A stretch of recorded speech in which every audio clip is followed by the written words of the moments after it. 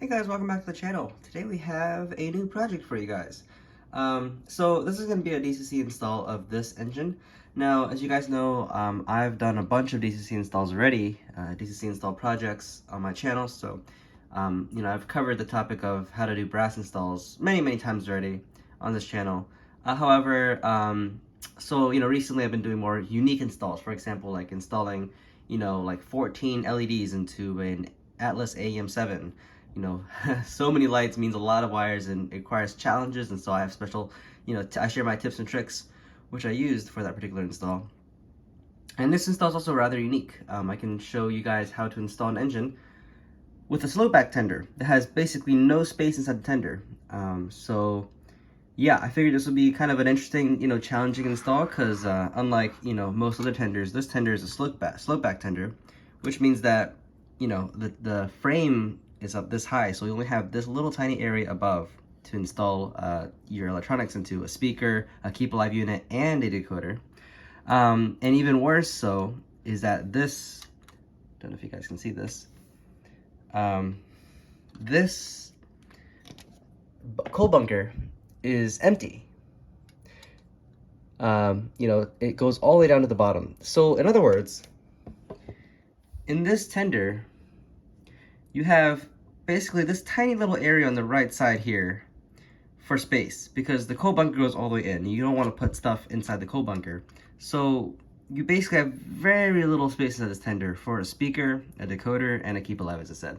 And the engine as well, of course. So I feel like this is rather a challenging install, and maybe I can share a few tips and tricks and show how I did this, show how I did it along the way, in case anyone was curious. This particular engine is a Sunset Brass A5, if anyone was curious. These guys, Sunset made a few, I think 2 runs of these. There was the unpainted run, and then they made a second run, which is this thing came from, which came in unpainted and painted options. You can differentiate between the 2 runs because the first run had, what do you call them, firebox ash pans, basically. Whereas the second run, as you can see here, doesn't have those ash pans. So you can see the motor in there is exposed. The first run would have, like a plate underneath here that would hide the motor. Arguably the first run was better that way, but the second run, because it came with factory painted options, saves me a lot of time in having to paint this engine because it's factory painted. And I think Sunset did a decent job on this guy. They used, a nice DGLE for the boiler, graphite for the firebox and smoke box, a red for the cab roof, and nothing here. This is just DGLE in black. The decals look really good. It is actually not gold leaf, which is really nice. But yeah, very nice decaling job from Sunset. The only minor critique I have is that I don't know if Sunset did this. I'm pretty sure they did, because the box is 511. But the decals on the cab, this particular side is a little bit sideways, and it's also kind of offset to the right here, as opposed to this side. So I'm not a huge fan of how they did the decal on this side, but besides that, did a really good job in painting. I hand painted the generator and the number board up front here. I also decaled these and the headlight sides with 511. Don't know if you guys can see that at all. 511.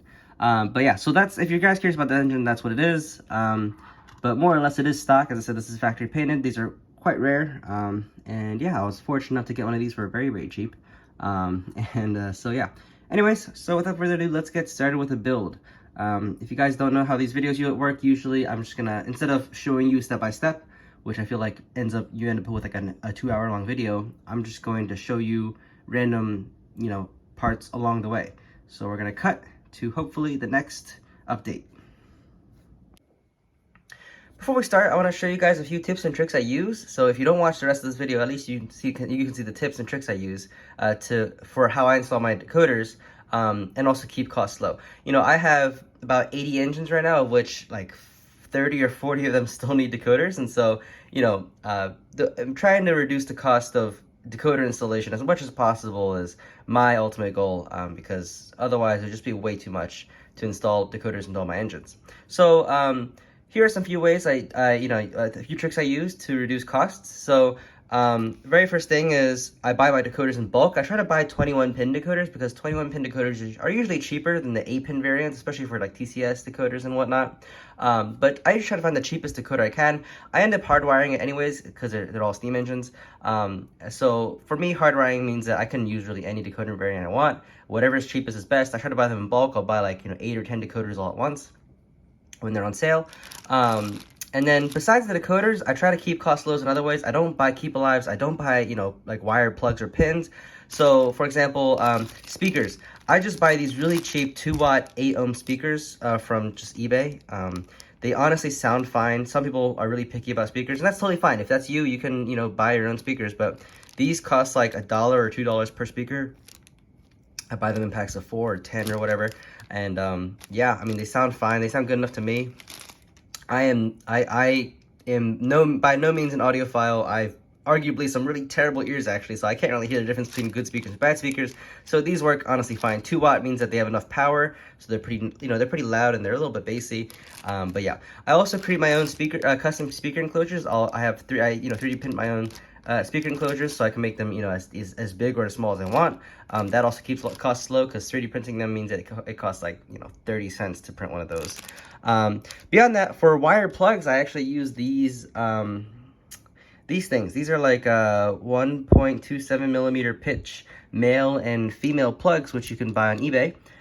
Here's the female versions, and basically you just cut these, in half with pliers or scissors or whatever to whatever desired length you want, and that's how I make my plugs. So, I just solder wires to each of them. You want to heat shrink, you want to use heat shrink tubing to insulate every other wire that you solder to these, so they don't short out. But using these means that I can, save on buying plugs. I can make my own plugs, and they're also very durable. So yeah. And lastly, you can buy these. These are also the 1.27 millimeter pitch double row plugs. These I use to plug into 21 pin decoders. They actually fit perfectly into the 21 pin decoders. You could just pull out a few of these pins and it'll fit right in. But this allows me to basically hardwire all the pins, all the wires to each of the pins instead of having to buy like a decoder buddy, which costs like $10 per. Which again, if you have 50 engines, that really adds up. But only do this if you're really good at soldering and you're not afraid of accidentally having a wire touch two or more pins. But that's a really cheap way of doing it. These only cost cents, as do all of these.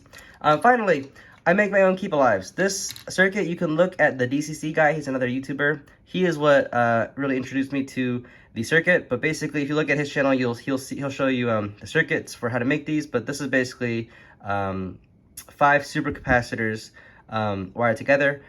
This is what I found to be the most effective keep alive system. So there's also because you make your own, you can make them whatever shape you want. In fact, I'm going to be using a very long and narrow shape for the engine, which you'll see later in the video. But I make my own custom keep alives. These cost like $5 to make myself. So instead of paying $40 for a keep alive, I just use one of these. And finally, you can also buy the SMD LEDs in bulk. So I usually buy these by the dozen. Cost about $10, usually pre-wired. These are 0402 LED or warm white SMD LEDs. Again, pre-wired.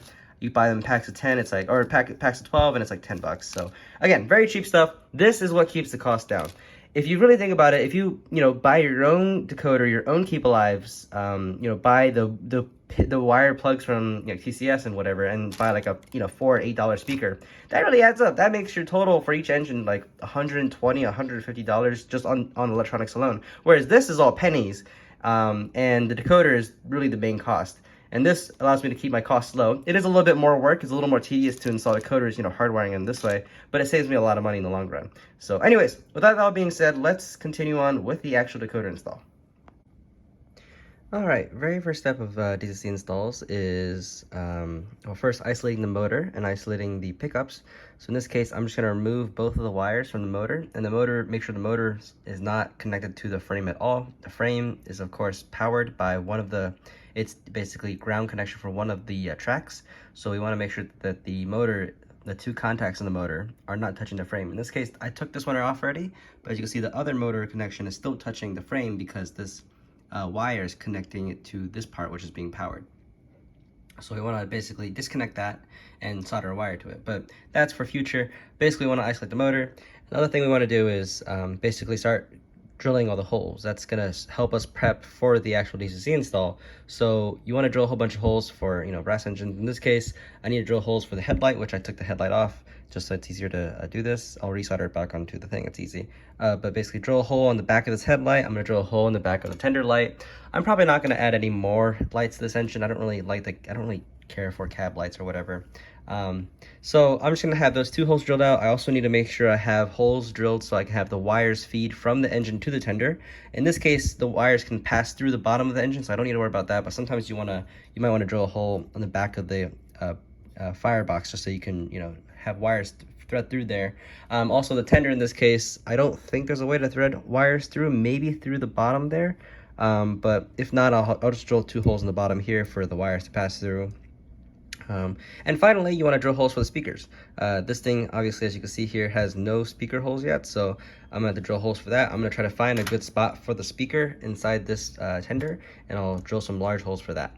But yeah, I'll be right back once the holes are all done. All right, quick update. So, drill the holes through the headlight and the tender light. The tender, I also have a little tiny hole for the wire to go through. For the headlight, I have the hole just basically by using a Dremel like cutoff disc and just like pinning that little corner there, as well as pinning through there so the wire has a way to go through that hole. And with the wire going through this hole, I can basically still take this part off and have the wire just dangle loosely, which is good. But anyway, so that's basically the wiring done for the lights. I'll have all the holes drilled or routed.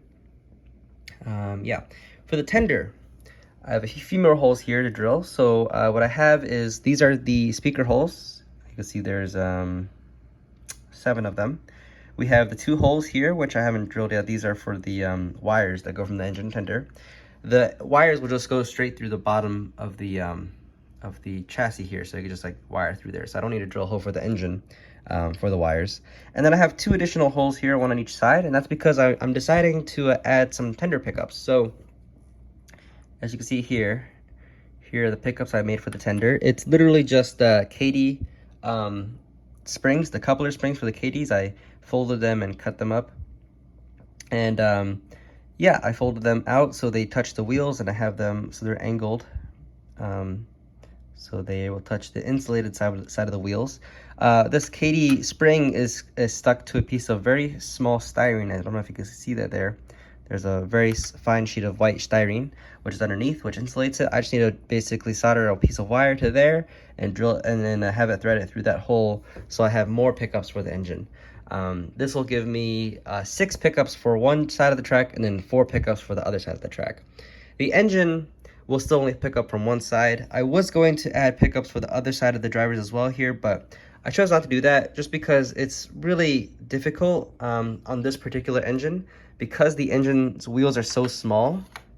The driver's so small, you can see there's barely any clearance at the bottom there, and if I add some very delicate, fragile pickups that could get caught on, you know, switches and whatnot, I didn't want that to happen. Additionally, the tires are very, very thin on this model, and I don't know if you can see that, but the tires, basically the part that's not insulated, is very small, and so that pickup would have to touch that very tiny little sliver of metal, which is very difficult to maintain without having that, you know, pickup accidentally go through that thin red insulation and touch the main driver. So just to avoid shorting issues, I'm just going to avoid doing that for this engine, because this engine just it's not really good for that. But yeah, anyways, so that's the additional pickups for the tender, and then that's what these holes are for. As you can see, I haven't actually drilled the holes yet.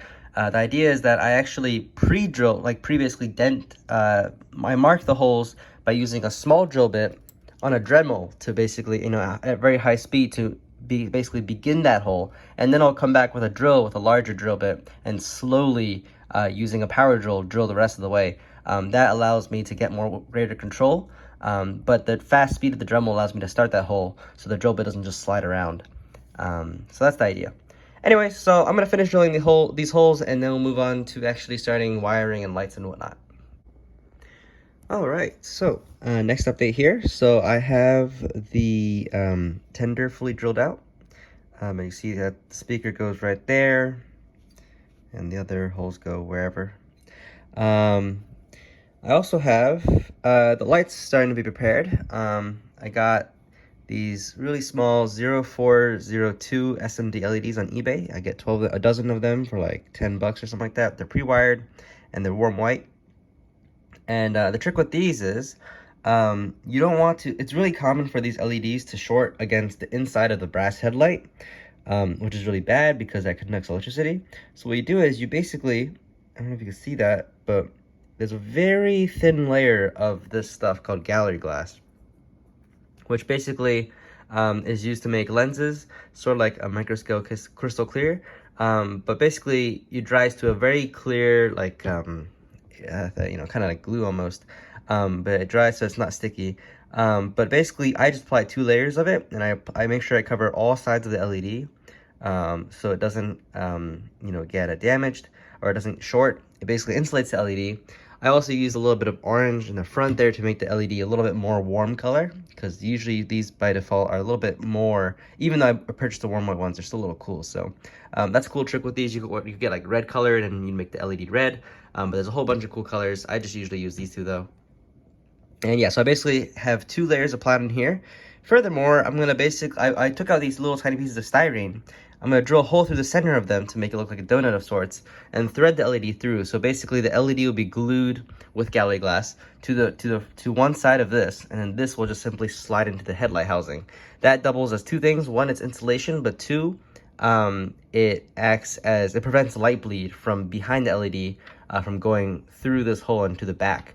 Because one of the ugliest things, in my opinion, is when you have a headlight, but the LED bleeds through the back and lights up the rear of the smoke, or the front of the smoke box as well. So that doubles as 2 things. I'm gonna do that shortly. But yeah. Now, next thing I want to talk about is the wiring. So I have the engine here. I'm still currently in the process of wiring it. But basically, I'm gonna have a 3-wire plug and a 2-wire plug. So the 2-wire plug will look like this, and the 3-wire plug will have 3 wires, of course. The 2 outer wires are the motor, positive, negative, and then the middle wire is the pickup. And the other wire here is 2 wires. That's for the LEDs. This means I don't need to worry about polarity, because I can, if the motor polarity is backwards, I can just flip that plug. If the LED polarity is backwards, I can flip that plug. And before marking it, so I know which way to plug the plugs in, I can basically flip this around without having to resolder anything. So that's a cool kind of workaround. So when I'm soldering these things, I'm not worrying about polarity. But as you can see here, here's the 3-wire plug, and here's a 2-wire plug, which I haven't done yet, but that'll be for the front LED. And for the rear here, here's the tender with the holes drilled out. And I'm basically trying to find a useful way of fitting everything here into the slope back tender. There's two very common ways of fitting everything here. Obviously the speaker is positioned roughly about here to clear this bar. I'm actually gonna have to sand out a little bit of the edges here on this particular tender to get to fit the speaker in. But in terms of the decoder and the keep alive, there's 2 ways of really fitting the decoder in. The very first way, which I did for some other engines, which didn't have these 2 side pieces here, is you can actually fit the decoder between the tender and the side of the tender, the side of the tender and the coal bunker. You can actually slot it in between that, and you can fit the decoder inside. You can't do it in here because of this piece here, but you can sand this. You can actually remove this, cut it away, and you can fit it like that. But the idea is to slide the decoder between that little gap there, and this way you have all this space here for the keep alive, and then also the speaker, of course, on top of that. For this particular tender though, I made my own keep alives, which are shaped a little bit differently than most keep alives, and I'm actually going to position them just like this. I realize I actually do have enough clearance to fit both of these like that. I'll actually probably flip the decoder around because that's where the wires stick out. I'll fit it like that, and then you can see there's ample space for a speaker, and even if you really wanted to, you could add a speaker enclosure, but this tender is small enough so that the shell acts as a good enclosure already. But yeah, so there's many ways of orienting this. You could actually even orient the decoder almost like vertically, like this. However, this makes it kind of difficult for the speaker to fit. You could kind of barely fit it, but anyways, there's many ways of, you could even orient it like this, honestly. If you have a more rectangular keep alive, you could fit it, you know, on the left or right side of this. There's many ways of, you know, fitting a decoder and keep alive and speaker into your tender. Just depends really on the size of your decoder, size of your speaker, whether you want to include an enclosure, and also the shape of your keep alive. And this is the final you know, update before everything is put back together. So the engine here is completely finished. As you can see, I have the wire plug for the headlight completely separate here, and you can see the resistor wire there. And this makes it a lot easier because it means you can remove the boiler shell from the chassis. So whenever you want to perform maintenance work on the chassis, you could just take the boiler off without having them permanently connected by wires. And the tender here is almost ready. As you can see here, here's all the wires ready inserted. I just have to do the final wiring, having all those wires wired to the decoder. Now you can do this to, you know, a decoder buddy or whatever other PCB you use to solder things onto. I'm going to just be soldering all of these up to these pins. It is very, very small, and but I've gotten pretty good at doing that. That saves a lot of space, and it saves me the time to have to purchase, you know, a decoder buddy or whatever else you use. But yeah, I'm just going to basically solder all these wires carefully into this board. And then the very final step is to glue the speaker into the tender. I'm probably going to be using hot glue. You can also use, you know, silicone caulk or any rubbery kind of glue. But yeah, so I'm going to finish this up and I'll see you guys in a few more minutes. All right, now it's finished. It's a little bit of a mess, but if you can see here, every single one of those wires is soldered, and it's not the best soldering job I've done, but you can see that none of those wires are touching, which is good. Also, in case the keep alive with or stay alive with heat shrink tubing, I'm gonna now wrap this with Kapton tape, so make sure it doesn't, you know, like contact any of the brass surrounding it, because you don't want to short out the decoder. That'd be horrendous. And also glue the speaker down and reassemble everything, and we're gonna put on the track and see how she goes. All right, I test ran it, and the motor polarity was correct, but the headlight polarity was backwards. So all I had to do, as I said, these are the two headlight wires. So all I did was just flip that plug around, and as you can see here, I just put my white paint dots with this little thing here, and I made some paint dots there. So now I know to always have these plugs, you know, in this particular polarity, where the white dots are always lined up, as opposed to, you know, one side has a white dot, one side doesn't have a white dot. This ensures that I won't plug the plugs backwards, but even if I do, I won't damage the engine because, again, they're reversible. That's the idea. Anyways, so this is all completely now. I can now show you guys how it runs, but yeah, that's pretty much it for this video. I'll have a final clip in the end of the video of the engine running, but this is the end. You know, I just finished all the electronics. I painted the wires black for the headlight and rear light, so this engine's fully complete.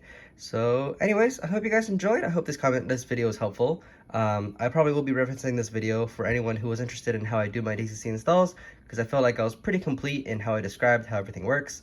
And yeah, anyways, I'll probably see you guys next time. If you have any questions or comments, please comment down below. And yeah, take care. Bye.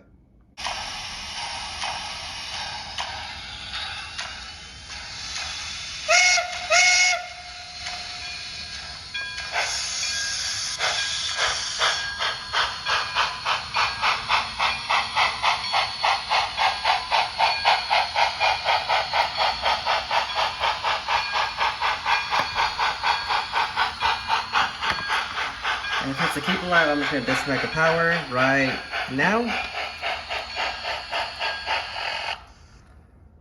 Yeah, so that was a solid like 3 seconds of keep alive.